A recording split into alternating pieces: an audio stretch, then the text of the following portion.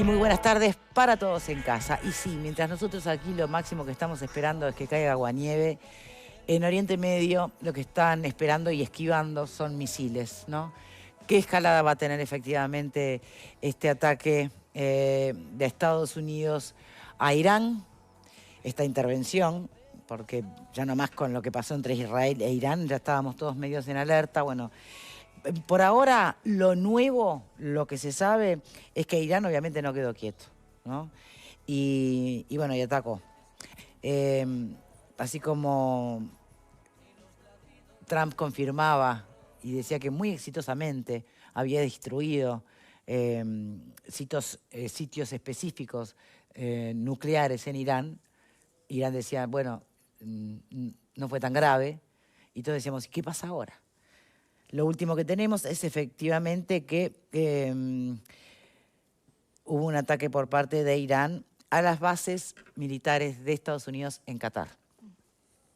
En estos momentos hay una coalición de cazas de los Estados Unidos, Reino Unido y Francia interceptando misiles. En Qatar, en Irak, en Arabia Saudita, en Emiratos Árabes Unidos, siempre hablando de las bases militares americanas en estos lugares, ¿no? Nos está acompañando un analista en temas internacionales que es John Moore. Muchas gracias por estar aquí con nosotros. Y repasemos la crónica de Telemundo, que bueno, que no incluía esta última noticia que tiene que ver con la represalia de Irán, pero de alguna manera también lo que plantea la crónica es lo que muchos entienden es lo que hay detrás. Cuando el mundo se pone nervioso, cuando hay problemas en Medio Oriente, a ver si va a subir el petróleo. Triste, pero tiene mucho de eso. Repasemos la crónica.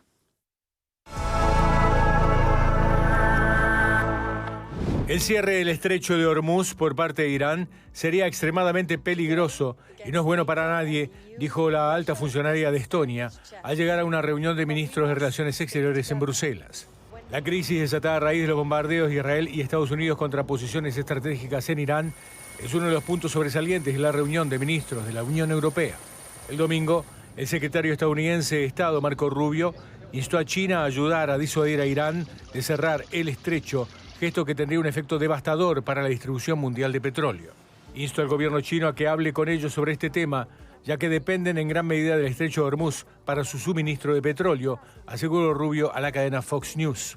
Se estima que aproximadamente una quinta parte de la producción mundial de petróleo circula por ese estrecho.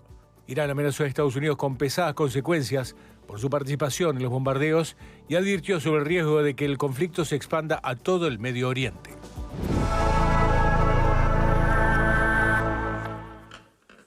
Bueno, muy bien. ¿Cuál es la posición o la reflexión que hace nuestro invitado? Bueno, como tú decías, que estamos ante una escalada de una escalada, ¿no? O sea, sí.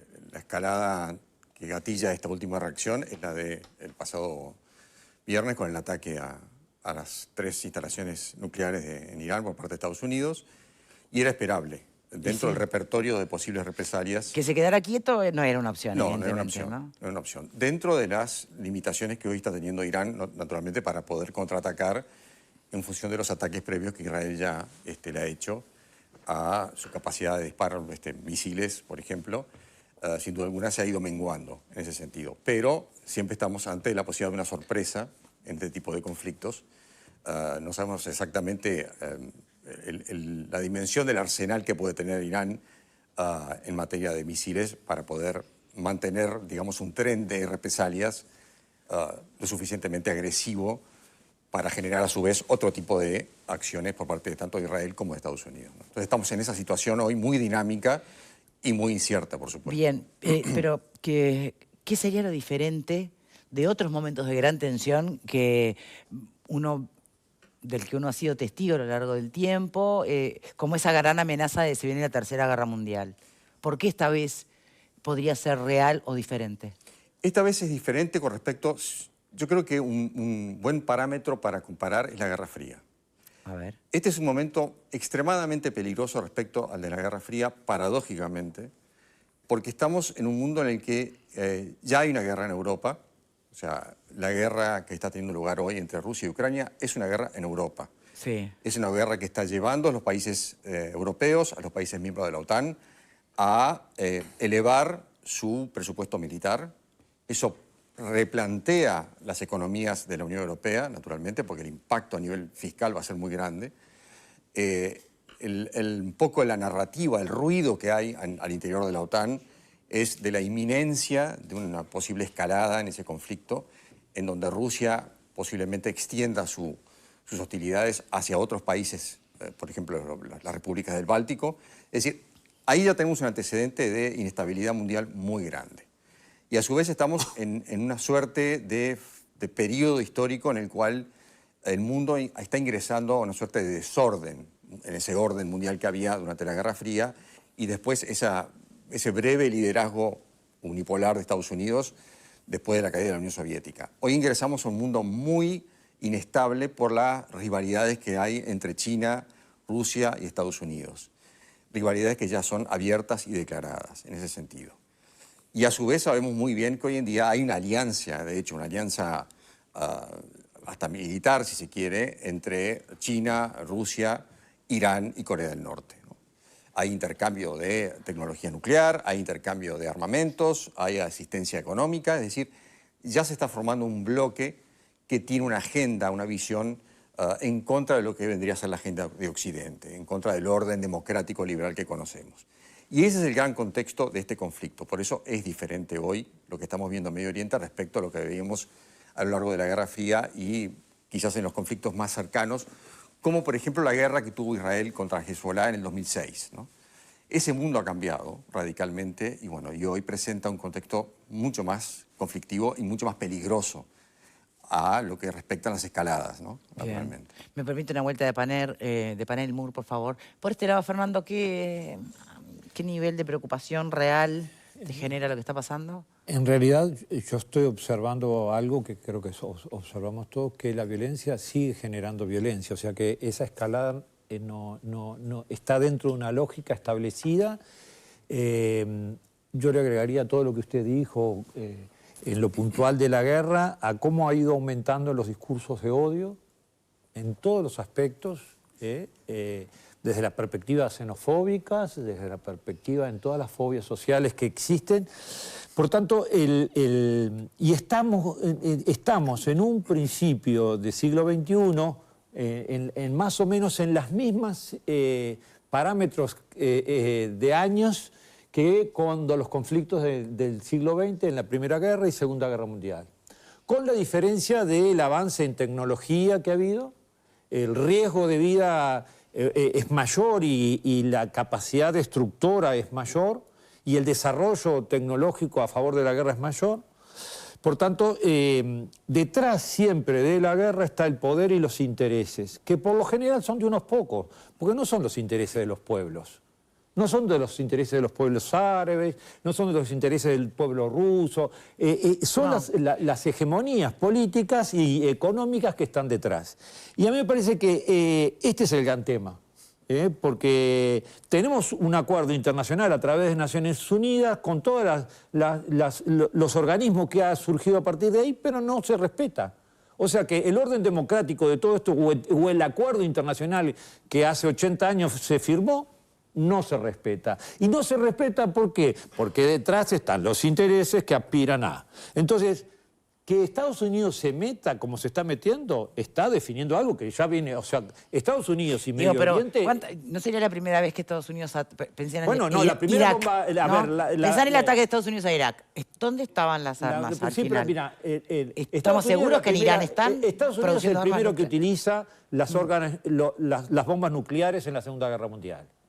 Hiroshima y Nagasaki.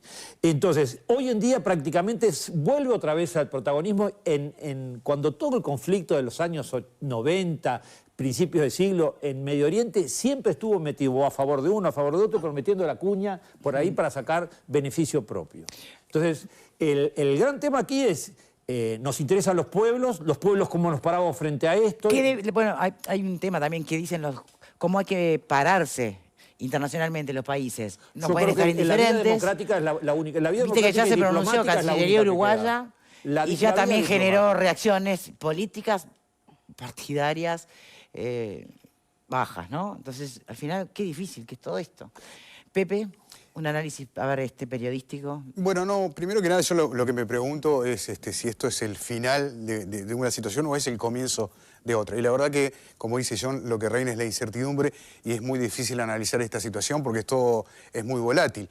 Tan volátil como Trump diciendo cuando asume la presidencia, esta América para los americanos no se va a meter en guerras que no nos corresponden, que son de otros, y después termina siendo uno de los grandes guerreros. Yo voy a lograr la Atacó paz... sin autorización del Congreso, ¿no? Sí, yo voy a lograr la paz en Gaza y en Ucrania. Ninguna de esas cuestiones se lograron. Entonces, ¿cuál es el Trump verdadero, no? Es el que está atacando hoy, conformando esta alianza estratégica de larga data con Israel. Y también me pregunto, y hablo acerca de la hipocresía de los grandes líderes mundiales, ¿no? Atacar a un país con armas, a un país soberano, es violar el derecho internacional. Vladimir Putin. Me tengo que reír, ¿no? Me tengo que reír. O sea, Mirá, vos le estás diciendo que atacar a un país con armas gradualismo. es violar el derecho internacional. Estamos de acuerdo, pero lo acabas de hacer. Lo hiciste hace 3 años. O sea, es incomprensible que alguien esté dando cátedra sobre esto. Con respecto al comunicado de Cancillería, lo que muchos dicen es que no fustiga el accionar de Estados Unidos, que sí habla en general, pero que no hace hincapié en el tema del ingreso de Estados Unidos. Así que bueno, en este momento hay una cuestión económica, como bien dijiste vos, Victoria, con respecto a ese paso ahí, ese paso de Hormuz, Sí. donde el 20% Por ahí del pasan petróleo... los buques petroleros, ¿no? Claro, que eso no le sirve a nadie. China, que en este momento ya le está diciendo, hey, el 50% de ese petróleo es mío y me lo estás complicando. Europa, que queda dependiente del petróleo del Golfo y que el único que lo puede abastecer, en todo caso, es Estados Unidos también. O sea que hay toda una... Curiosamente, el precio del petróleo hoy no solamente que no subió, sino que hasta bajó. Supongo que tiene que ver con esa estabilidad geopolítica que se dio ahí en la zona, por la cual no se trancó ese paso tan importante. Donde se llega a complicar, estaremos hablando de un precio del petróleo por encima de los $100, ¿no? Hoy estaba en 79, una cosa así. Llegó a los 81 y luego bajó. Pero eso que parece tan lejano, en definitiva, nos termina afectando a todos, ¿no? Eleonora. Bueno, la Unión Europea dice después del ataque de que Irán se defienda de cuando se mete Estados Unidos. Bueno, ahora tiene que haber una preocupación global por la economía. Ya la declaración va hacia ese lugar. Claro. Y eso a mí me parece vergonzoso, realmente me parece vergonzoso, porque por más que sea así y que me vengan a decir Realpolitik, todo lo que me quieran decir, acá está, Sí. o sea, ya que tu primer comunicado vaya por ahí, pero bueno, de Europa no se puede esperar mucho tampoco. Hoy en día es como que hasta el propio Trump dijo, bueno, Europa no tiene mucho que hacer en esto. Y los Estados Unidos, una vez más, con ese afán imperial de estar en todos lados, lo llamen o no lo llamen, con la diferencia de repente que otros lados donde no se han llamado, acá sí, creo que Netanyahu los hizo entrar para esto, y era lo que él quería. Antes de seguir con el panel, una pregunta. ¿Qué habría que esperar? ¿Que Irán reaccione más allá de lo que estamos viendo ahora, ¿no? Contra bases militares americanas en distintos lugares? ¿Podría uno también imaginarse un accionar en otras partes del mundo? ¿Y más allá de bases militares? Es lo que se teme, ¿no? Nosotros conocemos muy bien el accionar de Irán fuera de la región de Medio Oriente. Tuvimos una experiencia muy cercana aquí en Buenos Aires en el 92 y en el 94. La Embajada de Israel y después la AMIA. Y la AMIA, sí. Y está comprobado. Hay células del Hezbollah que están allí en Ciudad del Este, por ejemplo, en Paraguay, en la frontera, en la triple frontera. O sea, la capacidad... Podría activar mucho más de lo que puede ser una represalia contra bases americanas, ¿no? Absolutamente. Pero de verdad, ¿qué tanta posibilidad o chance hay de eso? Porque eso sí, ya está, ¿no? O sea, si la cosa va a escalar de esa manera... Claro. Es un escenario quizás más posible que el de de una reacción basada en las capacidades militares que hoy tiene Irán. O sea, la capacidad de daño que puede llegar a hacer una célula, por ejemplo, ubicada en cualquier ciudad de Europa, cualquier capital europea, en cualquier ciudad latinoamericana. Sí. O sea, eso no lo sabemos. Y ahí está el peligro, realmente, ¿no? Por eso no tanto del arma nuclear. Primero, ¿las hicieron las armas nucleares? Bueno, lo que se sabe oficialmente por los servicios de inteligencia, por el Mossad y por el servicio de inteligencia británico, por ejemplo, y el americano, la CIA, obviamente, es que particularmente en Fordow estaba ya, el avance alcanzaba casi un 60-70%. Y estaban ya a puertas de poder generar ya la primera carga suficiente en materia de uranio para ponerla en una ojiva nuclear y dispararla en un misil a donde sea, ¿no? Entonces, ahí es donde realmente se gatilla todo este proceso, porque evidentemente ya el régimen de Irán estaba muy cerca de poder lograr efectivamente una capacidad de disparo, digámoslo así, de una ojiva cargada con elemento, digo, nuclear, ¿no? Entonces, ese es el umbral. De ahí a que estas células dormidas puedan tener una capacidad de ataque con algún tipo de suministro, de insumo, de características nucleares, no lo sabemos. Digo, sabemos muy bien, por ejemplo, que tras la caída de la Unión Soviética hubo material nuclear que desapareció de los stocks, se perdió el control en ese caos que hubo, que siguió después a la implosión de la Unión Soviética, y eso hasta el día de hoy no se sabe realmente a dónde fue a parar. Tampoco sabemos si el régimen de Irán ha logrado desarrollar algún tipo de dispositivo que no esté dentro de lo que es el radar conocido del arsenal por parte de los servicios de inteligencia y pueda estar circulando algún tipo de material por allí. No se sabe realmente. Ahí está el riesgo, ¿no? Naturalmente. María Ripoll. Ahora, yo creo que hoy por hoy es importante que la gente empiece a profundizar, ¿no? A veces cuesta mucho desde acá, que vemos este tipo de situaciones tan lejanas, profundizar en el impacto que puede tener en todos, ¿no? A veces solo lo limitamos, lo que decía Leonora, lo limitamos a lo económico, como los primeros comunicados, pero la realidad es que repetimos modelos de situaciones que una y otra vez en la historia van sucediendo, ¿no? Y actuamos de la misma forma, digo, actuamos no obviamente nosotros, pero quienes toman las decisiones actúan de la misma forma. Yo el otro día cuando sucedía el ataque de Estados Unidos me preguntaba, ¿realmente dudábamos de que Trump fuera a tomar esta decisión, de que no se involucrara en este conflicto, sabiendo que hay tecnología nuclear en Irán? Y el vínculo que tiene Estados Unidos con Irán y lo que implicaría Estados Unidos metido de lleno en esta guerra en realidad, porque así es como comienza. O sea, yo creo que un poco antes, un poco después sabíamos que Estados Unidos iba a participar.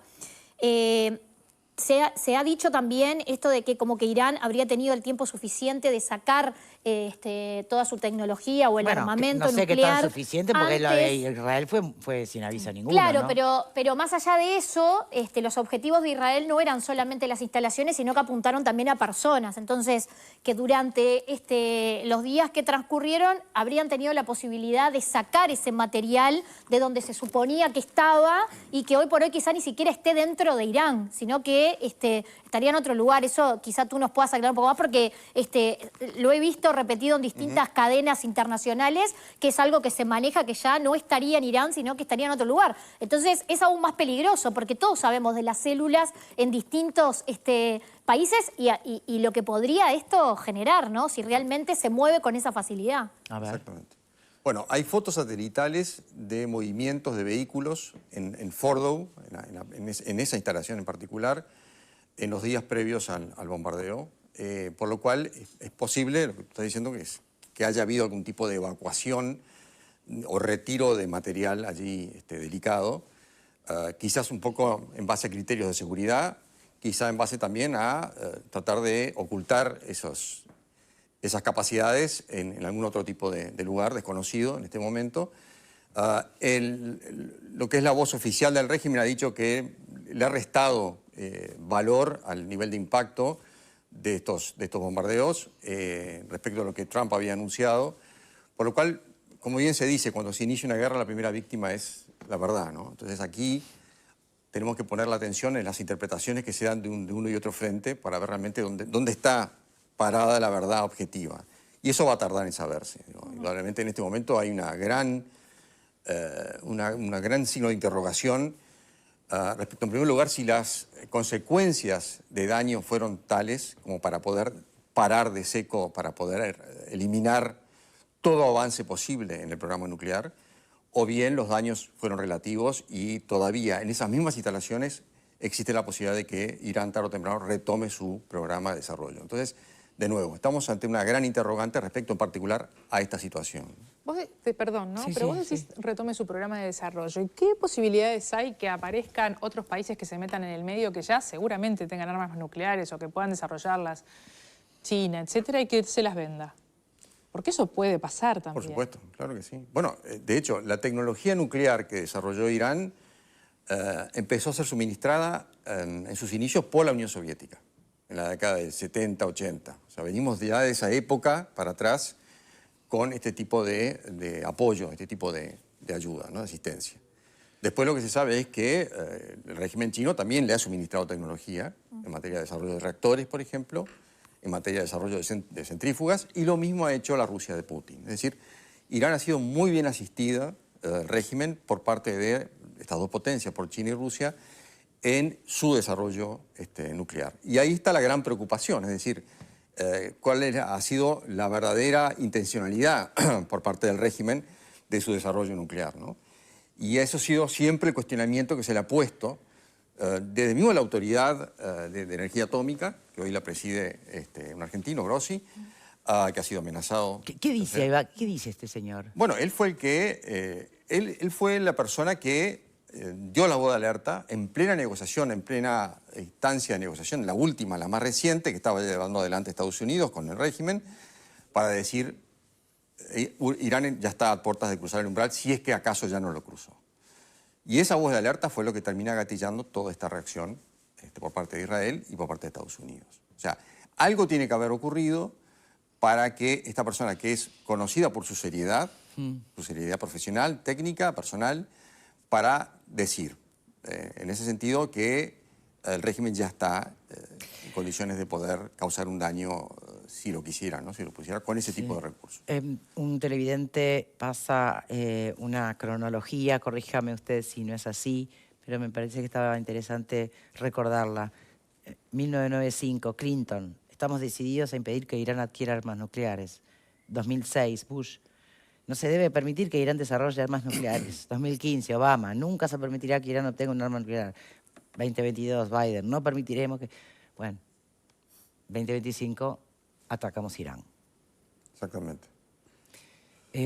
Virginia. Ya la hicieron. Bueno, obviamente que es un conflicto difícil de entender. Yo creo que acá el problema no son las armas nucleares y las armas nucleares no. Me parece que acá es un conflicto en donde la política empieza a tener como un rol muy preponderante y estamos en realidad en un enfrentamiento entre dos bloques que tiene que ver uno con el autoritarismo y el otro con la democracia liberal. Y entonces ahí sí, el rol de si se tienen armas nucleares o no empieza a ser importante, pero no por el arma nuclear propiamente dicha, sino porque qué hago o qué estoy dispuesto a hacer con esa arma nuclear. Y por eso me parece importante el rol que asuma los países de Europa, sí me parece que es muy importante, y que conformar bloques en donde, como la primera ministra italiana, que ya está empezando a realizar gestiones para que el diálogo y las mesas de negociación empiecen a funcionar nuevamente, es importante, porque creo que el mundo se está parando. En un mundo, me encantó la definición de un mundo desordenado e inestable, que es lo que está pasando, porque no tenemos líderes políticos mundiales que lleven el liderazgo. No hay ningún país hoy que tenga un líder político que tenga la preponderancia como para marcar el rumbo. En ese desorden, en donde cada uno empieza a tener su propia impronta, bueno, es necesario que la negociación y los organismos internacionales puedan tener un rol más activo, pero teniendo claro que acá lo que estamos debatiendo es si queremos, quién va a ser el bloque que va a llegar más lejos y que va a tener mayor fuerza, si las democracias liberales o los autoritarismos, con todo lo que Bueno, eso tenemos un implica. problema ahí, ¿no? Ahí ya con ese razonamiento que estás planteando, que tiene toda la lógica, me parece que tenemos un problema a la hora de posicionarnos dentro, por ejemplo, de nuestro propio país y los distintos bloques, ¿no? Absolutamente. Porque, y por eso las Pero, críticas a ver, al... No podemos hablar de una separación de bloques tan clara porque no lo es en ningún lugar. Eso Está es bien, parte está del bien. desorden. Está En bien. ningún lugar es tan claro. No existe la lógica de los buenos y los malos. ¿De qué lado estás? No existe. Hoy no existe. Bueno, no existe en ningún lado. Entonces, de alguna más o manera, menos. aquí, Algunas cosas se están llevando a ese extremo. Es claro ¿sabes lo quiénes único tienen que sí gobiernos existe autoritarios y realmente? quiénes tienen Sí, gobiernos lo que sí democráticos. existe realmente, que ha sido una fuerza histórica, es el diálogo. Sí, bueno, ok. Y la guerra. Da. Eso, Ay, sí, hay no, gente pero con sí, la que no pero hay gente con la que no podés dialogar. ¿Quién puede dialogar con Putin, por ejemplo? Que va a hacer lo que se le antoje. Está bueno, pero, con con Netanyahu, pero es verdad que en esa Con línea Netanyahu entonces, mismo. que ¿Quién va a el último que dialogar? apague la luz. A ver, ¿cuál es el Nos Pero está pará. dando una mirada hacia la Hace- interna de cada uno de los países, porque, bueno, Netanyahu, como dice, vos decías Putin, te agrego Trump, y así seguimos. Fíjate, ahora en este momento, hoy a las 10 de la mañana yo en la radio leí que el Departamento de Estado de Estados Unidos le pedía a los ciudadanos estadounidenses en Qatar que se fueran. A las 10 de la mañana. A la 1 y pico se produjo el ataque. Ahora estaba mirando información del New York Times, donde fuentes iraníes están diciendo que le avisaron a Qatar, miren que vamos a disparar, para minimizar mayores riesgos. O ¿Eso qué fíjate habla? qué ¿De confuso. códigos o de algo mucho No, peor ¿qué código? todavía? ¿Qué código? No, ni código ninguno. Esto es un tema de no quiero que escale, pero tengo que para la interna mía. Y mientras tanto te hago volar el avión del fin del Yo tengo que decir, mundo. mirá qué guapo que soy que le tiré a las bases de Estados Unidos. Está complicada todas las internas de todos los países involucrados. Lo mires por donde lo mires. Cada uno tiene su cuestión. El avión del fin del mundo dando unas vueltitas. Lo que Dice pasa algo. es que los intereses ¿Saben no lo están que en es, las no? políticas Lo de del los avión del fin países. del mundo. Ese es el tema. Los intereses económicos son los que están detrás y estos están por fuera de la misma manera que el narcotráfico está Sí. por fuera de la institucionalidad, los intereses económicos establecidos están por fuera de las democracias Sí, yo creo organizadas. que igualmente que no es solo... De la no es- misma manera. No es solo un De tema la económico, misma no es solo un manera. tema Falta Pablo económico, Casas, está el Pablo tema de querido. ideología. ¿Puedo? Te Pero subirías entonces no encantado de lo ese mismo, avión, de ¿no? ideología. Señores, por favor, vamos a este bloque un momento. Falta Pablo A mí Casas. me causa hablando. mucha gracia cuando se habla de apostar al diálogo, sinceramente, ¿no? Sinceramente. Me causa mucha gracia cuando Entonces, ¿qué escucho las margen queda? declaraciones de las Naciones Unidas, de Guterres, de la Unión Europea, de las diferentes condenas de diferentes mandatarios, porque en definitiva es para la tribuna. Porque la realidad es una sola, y la realidad son ¿Cuál los es? portaaviones No, pará, que no hay tenés una y sola los realidad, aviones que Pablo. tenés. Tan sencillo como eso, porque así lo ha demostrado estos hechos. Es claro este asunto. O sea, apostar al diálogo y demás. Y atrás tenés un interés económico que es clarísimo también. Esa es la realidad. ¿Por qué Irán, al principio del conflicto con Israel, parecía que había un bloque detrás de Irán? Irán está solo. No hay ningún bloque absolutamente de nada. Rusia, si bien condena, pero lo que decía hoy Pepe, condena, pero hasta por ahí nomás, porque también hace 2 años y medio que está en la misma situación. China le importa poco. Mientras pase el petróleo, condena, pero llegamos hasta ahí. ¿Cómo reacciona Irán? No tiene otra forma de reaccionar que atacar las bases regionales. La base regional es que la base de Qatar, el 17 de junio, se retiraron la mayoría de las tropas estadounidenses de la base. Se sabía que iba a atacar ahí. Entonces, cuando se habla de apostar al diálogo, ¿qué de diálogo estamos hablando? Entonces, por otro lado tenés, no, pero está bien. Vamos a atacar el terrorismo. Ojo, no estoy hablando del fondo ni estoy cuestionando ni poniéndome a favor ni en contra. Simplemente estoy haciendo un análisis de datos objetivos que se ven. Entonces, vamos a atacar a este país que fomenta el terrorismo. Sí, por supuesto que fomenta el terrorismo. Mirá, Está claro, pero hay otro tema. Si bien el régimen iraní apoya a determinados grupos terroristas, no los puede controlar. No siempre los controla. Y nada te asegura que cambiando el régimen iraní desaparezca el terrorismo. Esa es una situación. Entonces, ¿cómo lo solucionás este problema? ¿Con el diálogo?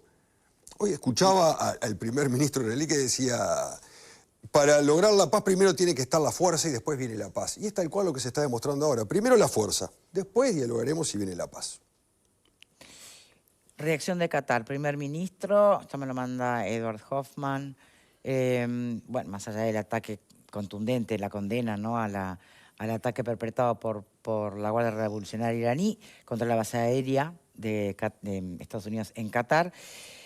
Dice, consideramos que esto constituye una flagrante violación de la soberanía del Estado de Qatar, su espacio aéreo y el derecho internacional y la Carta de las Naciones Unidas. Afirmamos que Qatar se reserva el derecho a responder directamente, de forma equivalente, a la naturaleza y la magnitud de esta descarada agresión de conformidad con el derecho internacional. ¿Esto ¿Y? le dice algo? No, está dentro de un poco del guión. Del esperable. guión, ¿no? Exactamente, digo, de expresar su preocupación y molestia como nación agredida, naturalmente. Probablemente y lamentablemente vamos a ver reacciones similares o de Bahrein, o de Kuwait, o de los Emiratos, si esto se extiende a otros países, naturalmente, como represalia por parte de Irán. Pero está dentro de del repertorio de declaraciones, ¿no? Entonces, lo concreto son los hechos, digo, los daños que esta dinámica increyendo puede llegar a generar, ¿no? Que ya de por sí son muy grandes hasta ahora, indudablemente. En realidad, sí. Perdón. No, adelante. No, yo digo que la lógica de la guerra nunca nos ha enseñado nada bueno. Es la misma lógica del poder. Y yo seré un ingenuo si pienso sobre el diálogo, pero creo que es la única forma de entendimiento. Y vale tanto con el vecino que tengo al lado de mi casa como las fuerzas políticas superiores. Mientras no entendemos, llegamos a un punto en 1948 donde el planeta, después de todo lo que habíamos vivido en la Primera y Segunda Guerra Mundial, dijimos, este desastre tiene que tener una vuelta diferente. No lo hemos sabido administrar, pero la destrucción que deja la guerra, ¿a quién beneficia? Pero eso fue para la tribuna. Porque Porque la resolución de la ONU en la Carta de Creación de la ONU, lógicamente fue fundada en los efectos de evitar un conflicto a nivel mundial, se crea el Consejo de Seguridad, que en realidad los integrantes del Consejo de Seguridad son los que en definitiva ordenan, realizan, mandan o dejan de lado los titiriteros, cualquier tipo de resolución de una agresión armada a un país, al otro o la intervención. Entonces, lo que yo digo es que la Organización de Naciones Unidas, la Asamblea General, es para la tribuna las resoluciones. Porque la realidad es esa, no son vinculantes, pero si bien, por supuesto, representan, lógicamente, a más de 180 países, una cosa así. Pero los que mandan de verdad es el Consejo de Seguridad. Y casualidad, que el Consejo de Seguridad está integrado por los países que, por lo general, están en un conflicto. Y entre ellos, en forma indirecta, también están en conflicto. Pero te vetan una resolución o te veto yo la otra, dependiendo del interés que yo tenga. Esa es la situación. Pasó. 15 miembros permanentes, 15 miembros en total, 5 permanentes con poder de veto. Con Estados poder de Unidos, veto. China, Reino Unido, Rusia, y me falta uno. Que no me acuerdo. Pero bueno, sucedió con la invasión de Rusia a Ucrania, va a suceder ahora, sucedió con la invasión de Estados Unidos a Irak también, y va a seguir sucediendo. Ese es el tema. Yo entiendo lo que decís, el diálogo sí, por supuesto, está bien. Ahora, yo puedo apostar al diálogo cuando mi poderío militar es menor que el tuyo. Bueno, pero, cuando mi poderío es mayor que el tuyo, yo apuesto al diálogo. Mírame, pero ¿sabes lo que pasa? Y sigo con mi ingenuidad, prefiero ser ingenuo. Sabemos que la guerra es destrucción y sabemos que la guerra no es solución. No lo ha sido nunca. Es destrucción y no ha habido solución. Con lo que pasa en Rusia, para mí demuestra que el diálogo no resuelve, porque la realidad es que hasta en la OTAN, lo que pasa con Ucrania y las posiciones que todos tienen, y después la realidad es que esta situación sigue exactamente igual, y de hecho escala, porque Putin te dice que ahora quiere a todo, empezó por una parte del país y hoy por hoy es todo. Entonces, la realidad es que el diálogo es declarativo. Para los 5 miembros estables, Francia era el que faltaba. Sí, Francia. Sería ideal que China, Estados Unidos, Francia, Reino Unido y Rusia. Yo creo que las utopías sirven para movernos. Y si el diálogo es una utopía que sirve para movernos. No quiero vivir en un mundo donde consideremos que la paz ya perdió. No quiero vivir en un mundo donde consideremos que la guerra es la base y sin ella no podemos vivir. No quiero vivir en ese mundo. Todos estamos de acuerdo con eso. Sí, pero ¿sabes lo que pasa? Alimentamos el discurso de la guerra.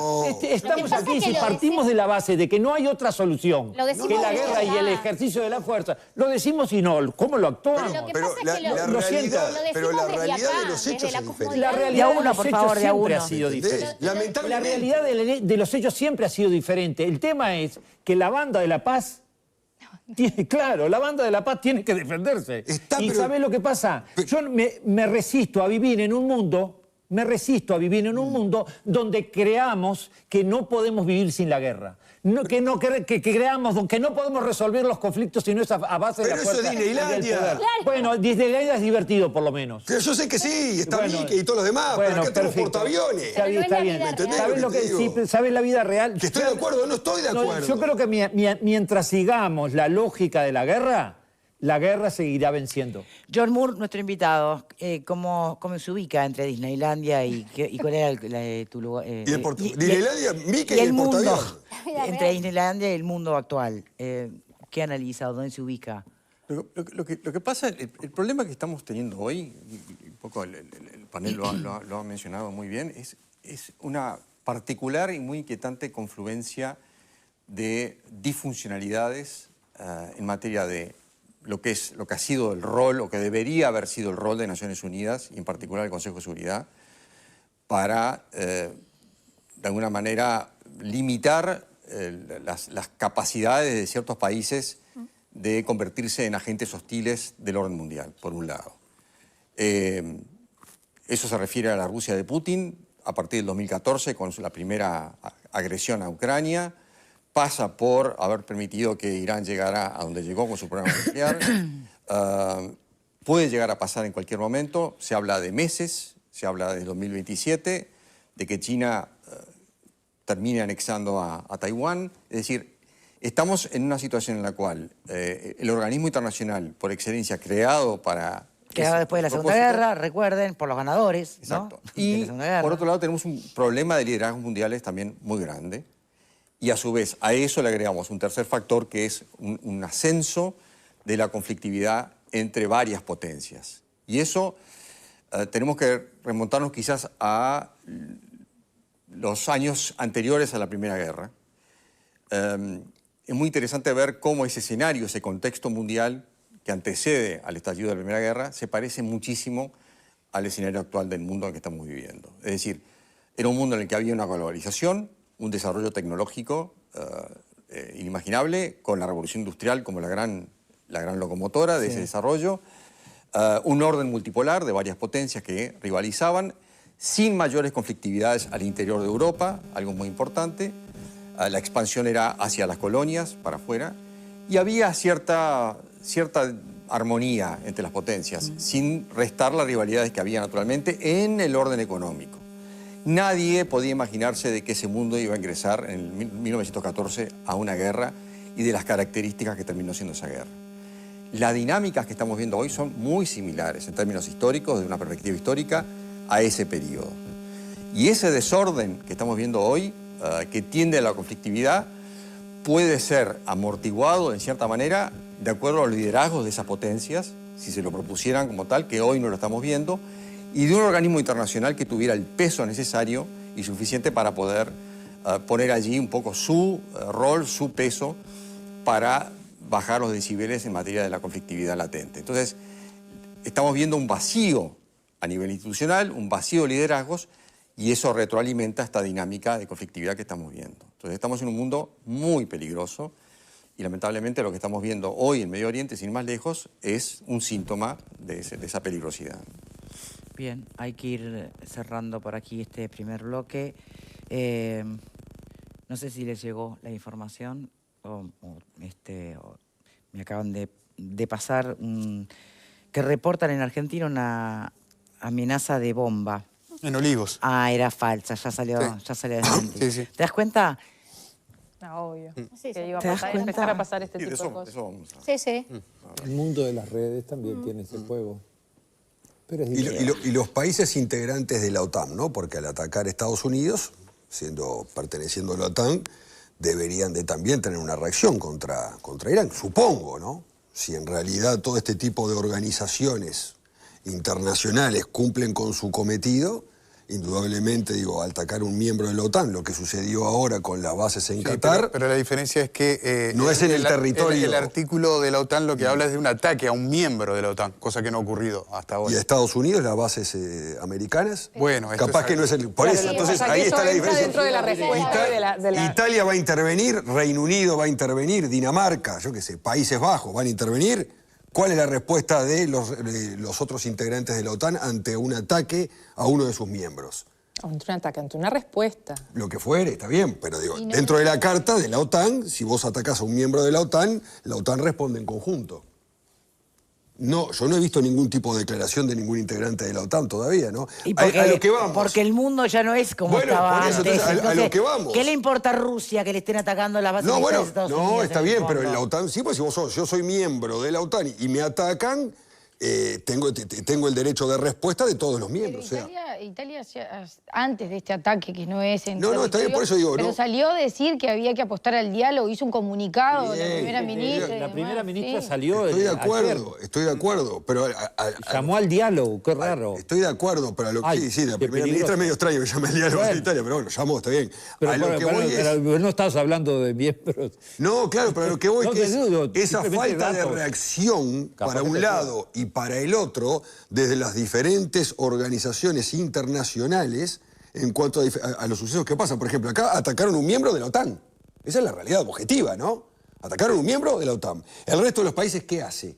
¿Va a reaccionar? ¿No va a reaccionar? ¿Hay algún político en este momento, algún presidente, algún primer ministro, primera ministra, que uno pueda ponerle por lo menos allí algún tipo de... Una ficha, apostar decís, una fichita de que fichita. pueda generar algún tipo de liderazgo que ayude a destrabar? Muy buena pregunta. Es difícil ver eso hoy en día, ¿no? Digo, el fracaso europeo ante la amenaza rusa evidencia esa falta de liderazgo en Europa sin ir más lejos. A sabiendas, y esto empieza lamentablemente por alguien que yo personalmente le tenía cierta simpatía y esperanzas a nivel de forjar un gran liderazgo europeo como fue Angela Merkel.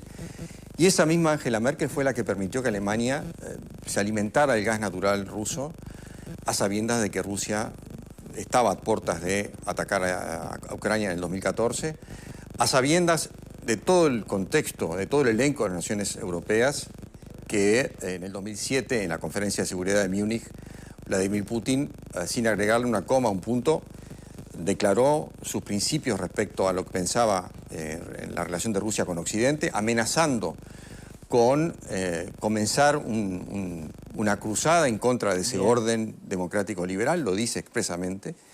Estamos hablando de 2007.